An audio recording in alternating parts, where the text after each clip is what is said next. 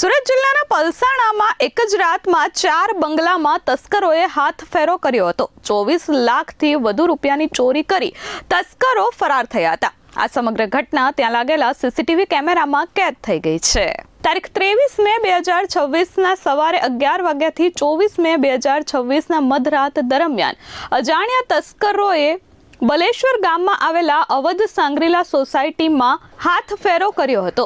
તસ્કરોએ લોખંડની ગ્રીલ કાપી અને બારીનો લોક તોડી ઘરમાં પ્રવેશ કર્યો હતો। ત્યારબાદ બેડરૂમમાં રાખેલા તિજોરીના લોક તોડી સોનાના દાગીના અને રોકડ રકમની ચોરી કરી હતી। ચોરી થયેલી 17,97,000 રોકડ અને સોનાના દાગીના મળી 24 લાખથી વધુની ચોરી કરી તસ્કરો ફરાર થયા હતા।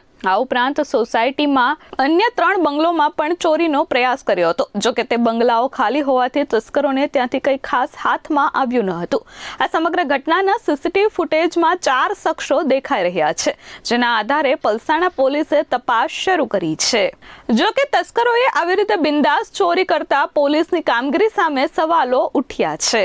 Bureau report S24 news Surat.